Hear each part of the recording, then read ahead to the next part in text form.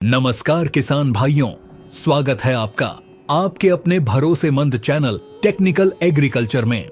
किसान भाइयों, खेती में 4 महीने की कड़ी मेहनत, महंगा बीज, खाद और दवाइयां डालने के बाद जब फसल तैयार होने की अवस्था में आती है तो सिर्फ एक रात की मार पूरी फसल को बर्बाद कर सकती है। हम बात कर रहे हैं सर्दियों के सबसे बड़े दुश्मन यानी पाला, जिसे हम तुषार या शीतलहर भी कहते हैं। अक्सर हम देखते हैं कि शाम तक फसल बिल्कुल स्वस्थ खड़ी थी, लेकिन सुबह होते होते आलू, टमाटर, मिर्च या सरसों के पत्ते ऐसे झुलस जाते हैं जैसे किसी ने उन्हें आग से जला दिया हो। यह सब होता है तापमान के 0 डिग्री के पास पहुंचने से। आज की इस वीडियो में हम आपको पाले से बचने के लिए हवाई बातें नहीं, बल्कि 100% वैज्ञानिक और ऐसे देसी तरीके बताएंगे जिनका रिजल्ट खेतों में साबित हो चुका है। आज हम बात करेंगे कि खेत की मेड़ पर कौन सी फसल लगाने से ठंडी हवा रुकती है, मौसम विभाग की चेतावनी का सही इस्तेमाल कैसे करें और वो कौन से 20 से 30 रुपए के देसी फॉर्मूले हैं जो आपकी लाखों की फसल बचा सकते हैं। इसलिए डायरी और पेन लेकर बैठें और वीडियो को अंत तक बहुत ध्यान से सुनें, क्योंकि यह जानकारी आपकी फसल की जीवन रक्षक है। सबसे पहले हमें यह समझना होगा कि पाला हमारी फसल को नुकसान कैसे पहुंचाता है। विज्ञान का एक सीधा नियम है कि जब पानी जमता है और बर्फ बनता है तो उसका आकार बढ़ता है, यानी वो फैलता है। ठीक यही प्रक्रिया आपके पौधे के अंदर होती है। पौधों की नसों में पानी दौड़ता है। जब ठंड बहुत ज्यादा बढ़ जाती है तो यह पानी पौधे की कोशिकाओं या सेल्स के अंदर ही जम जाता है। बर्फ बनते ही यह फैलता है और पौधे की अंदरूनी नसों को फाड़ देता है। इससे पौधे का सिस्टम फेल हो जाता है और पत्तियां काली पड़कर सूख जाती हैं। इसलिए हमारा मुख्य उद्देश्य पौधे के अंदर के पानी को जमने से रोकना है। अब बात करते हैं बचाव की। इसमें सबसे पहला और सबसे महत्वपूर्ण पॉइंट है मौसम की जानकारी और पहले से तैयारी। ज्यादातर किसान भाई गलती यह करते हैं कि वो पाला पड़ने वाली रात का इंतजार करते हैं। किसान भाइयों, अगर आप शाम को 4 बजे तैयारी शुरू करेंगे तो बहुत देर हो चुकी होगी। आपको आजकल के टेक्नोलॉजी के दौर में सतर्क रहना होगा। अपने मोबाइल पर मौसम विभाग की जानकारी पर नजर रखें। अगर मौसम विभाग यह चेतावनी देता है कि अगले 2 से 3 दिनों में तापमान 4 डिग्री सेल्सियस से नीचे जाएगा या शीतलहर चलने वाली है, तो आपको अपनी तैयारी 48 घंटे पहले ही शुरू कर देनी चाहिए। बचाव का काम पाला गिरने के बाद नहीं, बल्कि चेतावनी मिलते ही शुरू हो जाना चाहिए। अब हम बात करेंगे एक ऐसे प्राकृतिक तरीके की जिसे हम कहते हैं विंड ब्रेक या हवारोधक फसलें। यह तरीका सबसे सस्ता और लंबे समय तक काम आने वाला है। ठंड में जो बर्फीली हवाएं आती हैं, वो ज्यादातर उत्तर और पश्चिम दिशा से आती हैं। ये ठंडी हवाएं ही पाले का मुख्य कारण बनती हैं। अगर हम इन हवाओं की स्पीड को खेत में घुसने से पहले ही कम कर दें तो फसल को 50% तक बचाया जा सकता है। इसके लिए आपको अपने खेत की उत्तर और पश्चिम दिशा वाली मेड़ पर लंबी और घनी फसलें लगानी चाहिए। इसके लिए आप मक्का, ज्वार, बाजरा या ढैंचा जैसी फसलें लगा सकते हैं। इन फसलों को मुख्य फसल की बुवाई के साथ ही या उससे थोड़ा पहले मेढ़ों पर लगा दें। ध्यान रहे, इन्हें खेत की उस दिशा में लगाना है जिधर से हवा आती है। जब मक्का या ज्वार के पौधे बड़े हो जाते हैं तो ये एक दीवार की तरह काम करते हैं। जब तेज ठंडी हवा इनसे टकराती है तो वो ऊपर की तरफ उठ जाती है और आपकी मुख्य छोटी फसल जैसे चना, मसूर या सब्जी तक सीधी नहीं पहुंच पाती। यह एक प्राकृतिक पर्दा बन जाता है जो खेत के तापमान को बाहर के तापमान से 2 से 3 डिग्री तक गर्म रखता है। यह तरीका उन किसानों के लिए वरदान है जो सब्जी की खेती करते हैं। अब आते हैं दूसरे सबसे आसान तरीके पर, जो है हल्की सिंचाई। मिट्टी का एक गुण होता है कि सूखी मिट्टी बहुत जल्दी ठंडी होती है और गीली मिट्टी देर से ठंडी होती है। जब आपको मौसम विभाग से पता चले कि अगले 2 दिन में कड़ाके की ठंड पड़ने वाली है तो खेत में हल्की सिंचाई कर दें। जमीन के नीचे का पानी बाहर के तापमान से थोड़ा गर्म होता है। जब आप सिंचाई करते हैं तो खेत में नमी बनी रहती है और वाष्पीकरण होता है, जिससे खेत का तापमान 0.5 से लेकर 2 डिग्री सेल्सियस तक बढ़ जाता है। यह बढ़ा हुआ तापमान जड़ों को सुरक्षित रखता है और पौधे के अंदर का पानी जमने नहीं पाता। लेकिन ध्यान रखें, पानी बहुत ज्यादा भरकर नहीं देना है, सिर्फ नमी बनानी है ताकि जड़ें सांस ले सकें। अब बात करते हैं उन जादुई स्प्रे और खादों की जो पौधे के अंदर गर्मी पैदा करते हैं। यहां हम आपको 3 सबसे पावरफुल फॉर्मूले बताएंगे। पहला और सबसे कारगर फॉर्मूला है सल्फर का इस्तेमाल। सल्फर को खेती की दुनिया में हीट जनरेटर या गर्मी पैदा करने वाला तत्व कहा जाता है।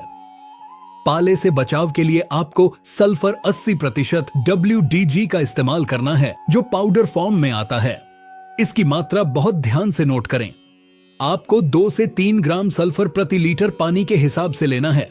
यानी अगर आप 15 लीटर वाला पंप इस्तेमाल कर रहे हैं तो उसमें 30 से 45 ग्राम सल्फर मिलाएं। जब आप सल्फर का स्प्रे करते हैं तो यह पत्तियों के द्वारा पौधे के अंदर जाता है और एक रासायनिक क्रिया करके पौधे का तापमान बढ़ा देता है। इससे पौधे में ठंड सहने की ताकत कई गुना बढ़ जाती है। इसका दूसरा फायदा यह है कि सल्फर एक फफूंदनाशक भी है, तो यह पाले के बाद आने वाली बीमारियां जैसे कि झुलसा रोग, उससे भी आपकी फसल को बचाता है। यह एक तीर से 2 निशाने लगाने जैसा है। दूसरा फॉर्मूला है घुलनशील खादों का प्रयोग।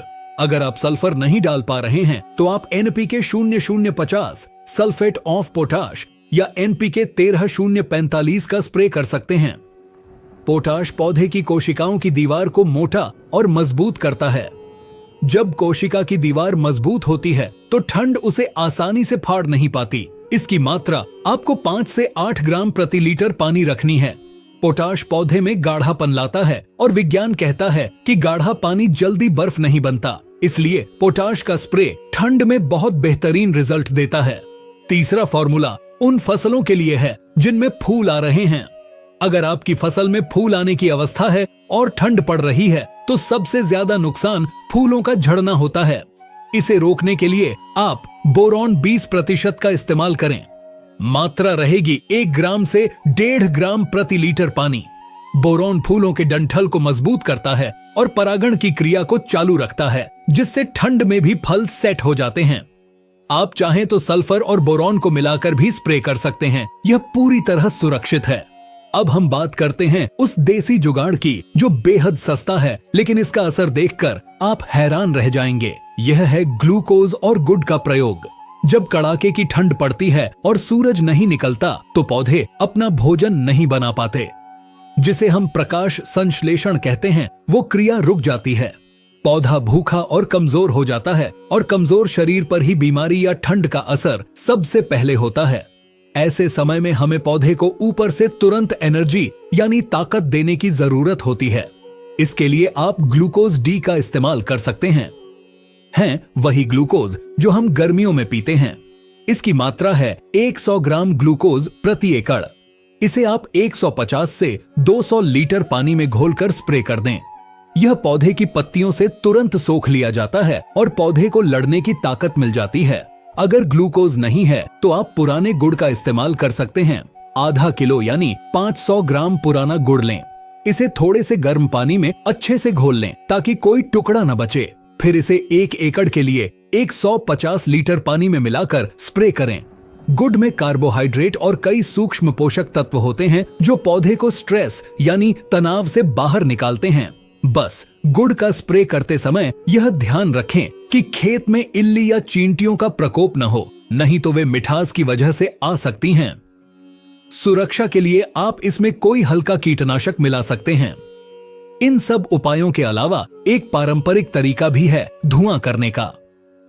अगर किसी वजह से आप स्प्रे नहीं कर पाए और रात को अचानक ठंड बढ़ गई तो रात के 11 या 12 बजे के आसपास खेत के उत्तर पश्चिम दिशा में जिधर से हवा आ रही हो वहां मेड़ पर कूड़ा करकट, सूखी घास या पत्तियां जलाकर धुआं करें।